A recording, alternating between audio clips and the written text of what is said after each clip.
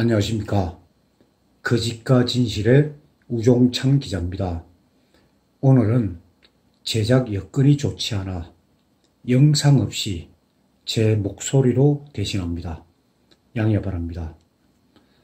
대한민국을 사랑하는 국민들이 박근혜 대통령에 대한 불구속 재판을 촉구하기 위해 법원에 접수시킨 탄원서가 7월 17일 재헌절을 기해 드디어 1,000통을 넘어섰고 7월 19일 목요일 기준으로 1,200통을 돌파하였습니다. 거짓과 진실에서 탄원서 보내기 운동을 시작한 지 한 달 만에 2,500페이지가 넘는 어마어마한 양의 탄원서가 박근혜 대통령 항소심 재판을 맡고 있는 서울고등법원 제4형사부에 제출된 것입니다. 이 탄원서는 박근혜 대통령 사건 기록에 첨부되어 역사적 기록으로 보존됩니다. 먼 훗날 우리의 후손들이 박근혜 대통령 탄핵 사건을 연구하고 기록할 때 이 탄원서는 이 시대를 살아온 선조들의 저항운동으로 기록될 것입니다.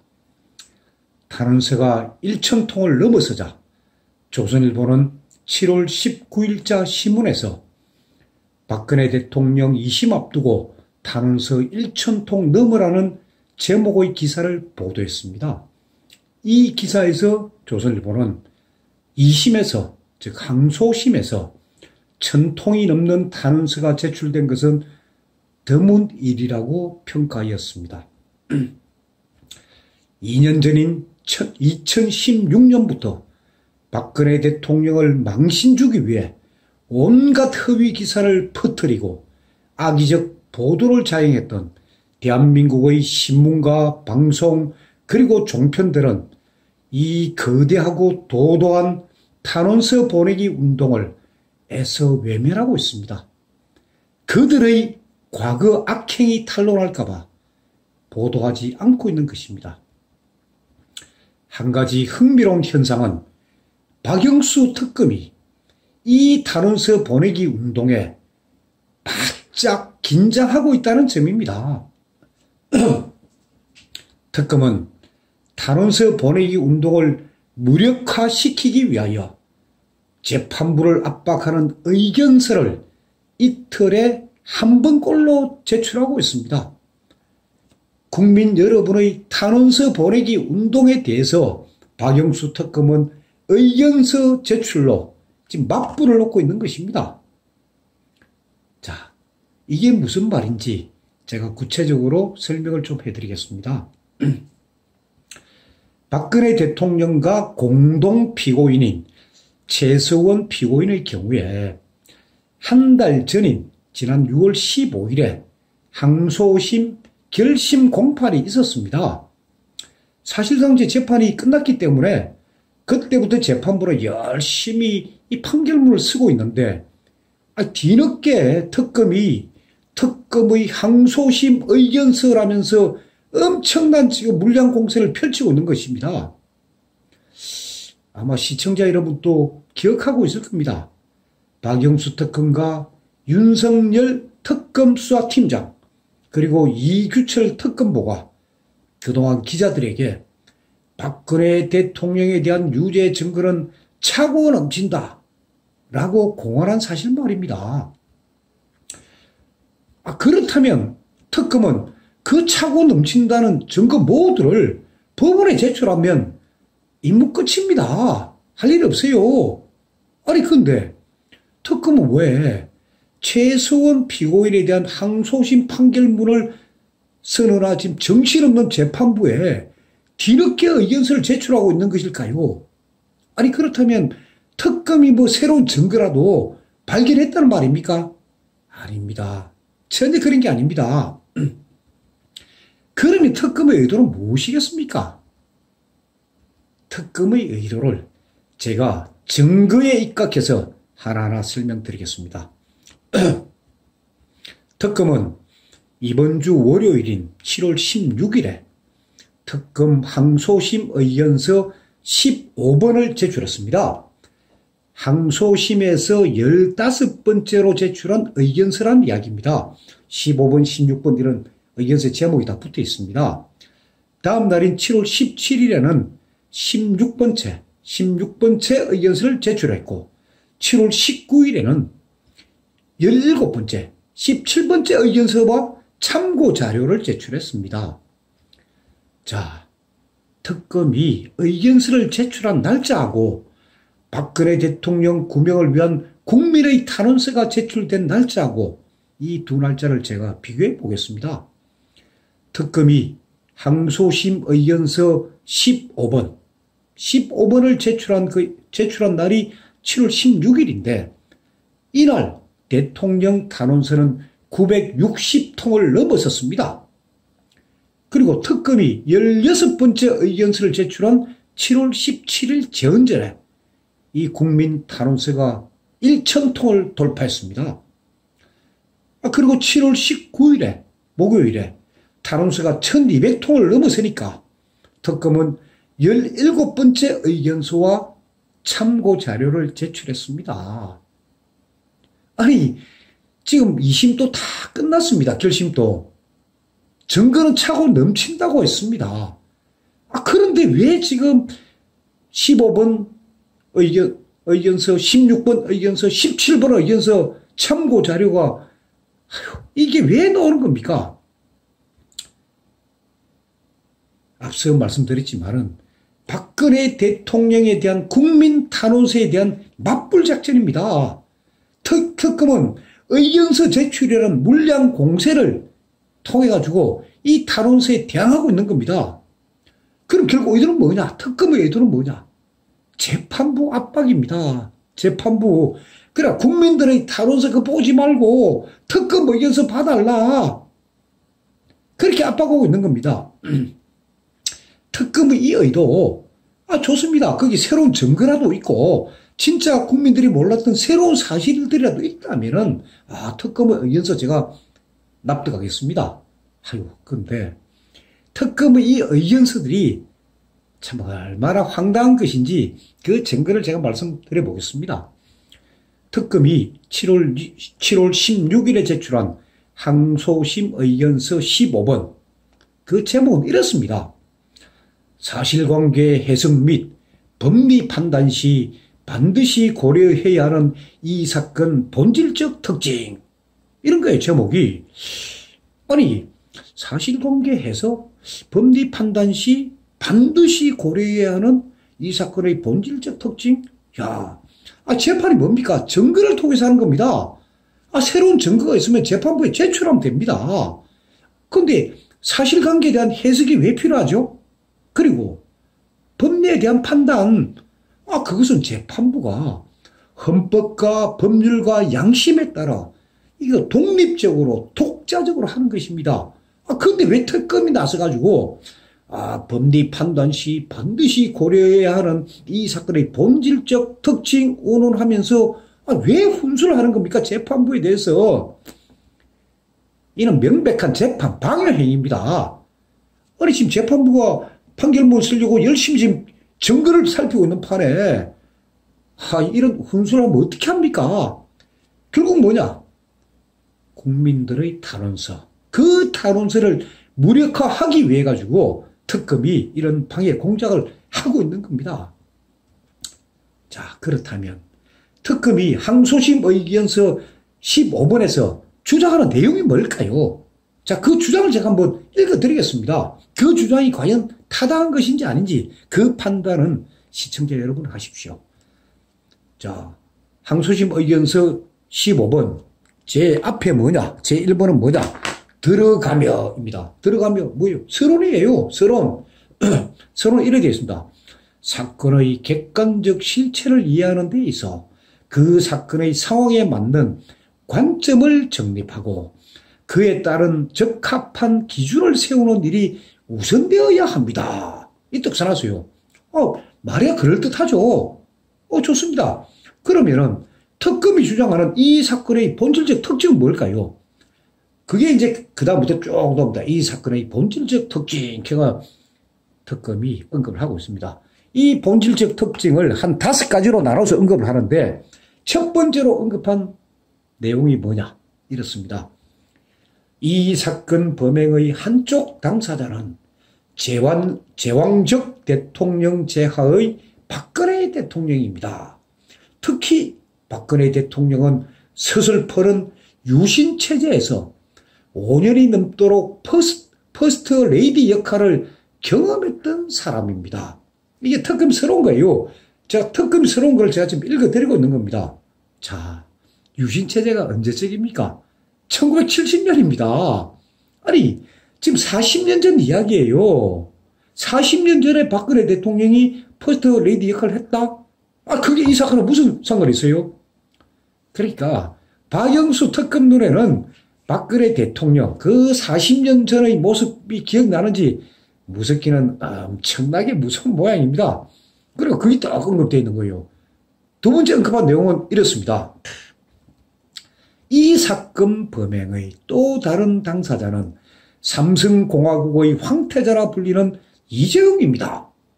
아니, 이재용 삼성전자 부회장을 박영수 특검은 삼성공화국의 황태자라, 의견서, 이게 법원에 제출한 의견서입니다. 그 의견서에 황태자라고 호칭하고 있습니다. 삼성공화국 황태자, 이거 누가 쓰는 표현이에요? 민주노총 구호입니다. 아니, 삼성전자가 이 대한민국을 위해서 얼마나 역할을 많이 하고 있습니다.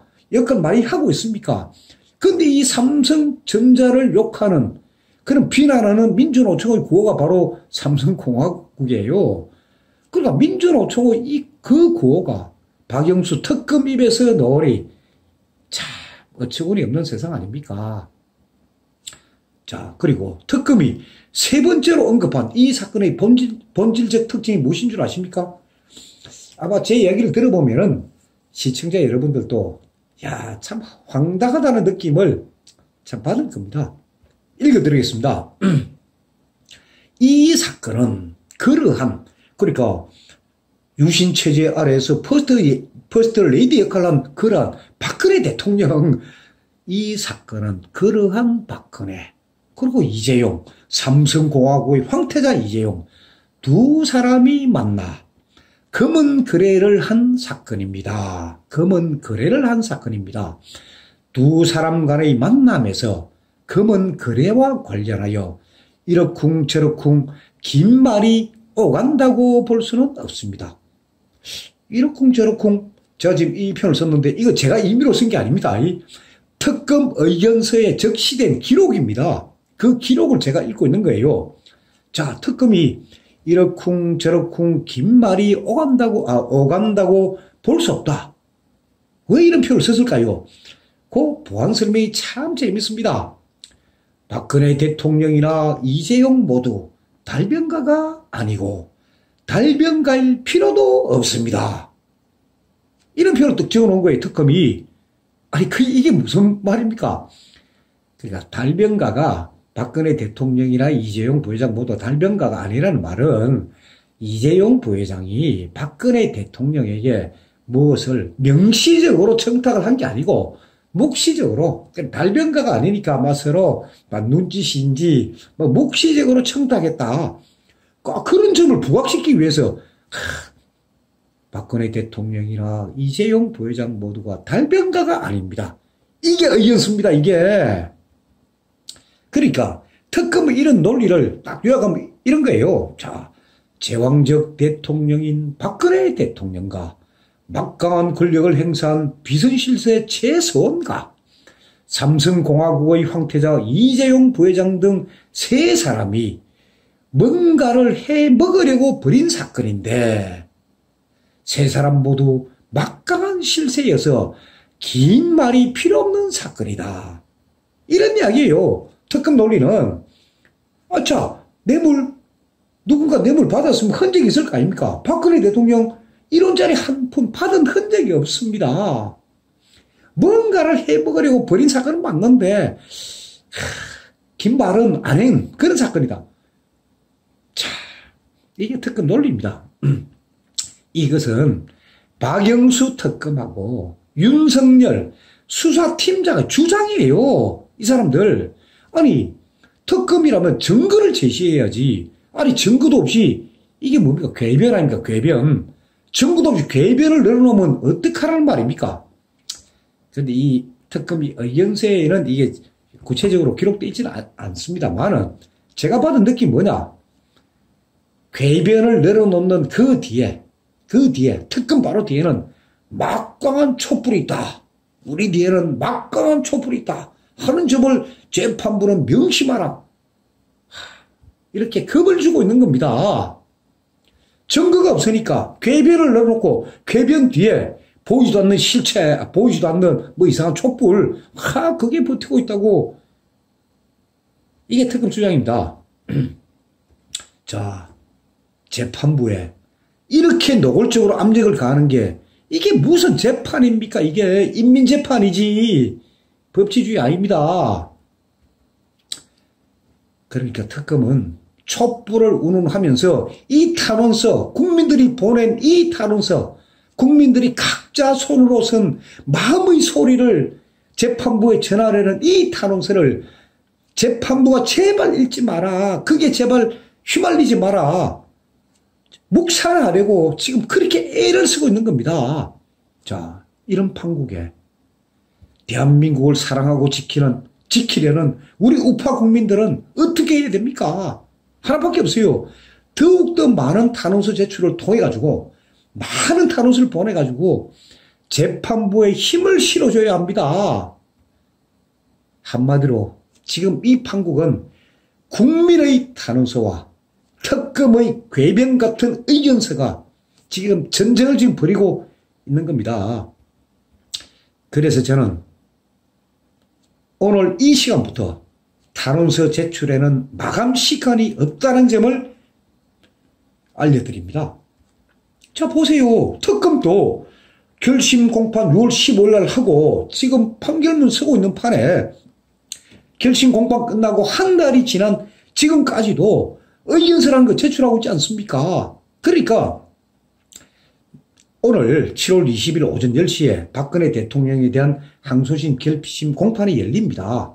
열리지만은 아니 특검 논리대로 하면 한 달로 7월 20일까지 의견서 내듯이 우리도 국민들 탄원서 내도 아무 상관없습니다. 나아가서 항소심 선고 직전까지 법원에 제출해도 된다는 거, 탄원서는. 그 점은 제가 분명히 말씀드립니다. 진짜 여러분 탄원서 많이 제출해 주십시오. 의견서를 죽일 수 있는 길은 탄원서밖에 없습니다. 그리고 이 시대를 살아가는 우리가 먼 훗날 우리의 후손들로부터 욕먹지 않을 조상이 되려면, 그리고 지금 2018년 이 대한민국 시대에 살아가고 있는 우리가 종북 좌파 정권과 쓰레기 언론에 맞서서 대한민국을 어떻게 지켜내었는지를 기록으로 남겨야 합니다. 그 기록이 다름 아닌 바로 법원에 제출하는 탄원서입니다. 그러니까 탄원서 보내기 운동은 우리가 우리 후손들에게 남기는 저항의 기록이라고 생각하면 됩니다. 그리고 파란 장미 배지 그 달기 운동도 이번 주 주말부터 이제 본격적으로 아마 시작될 겁니다.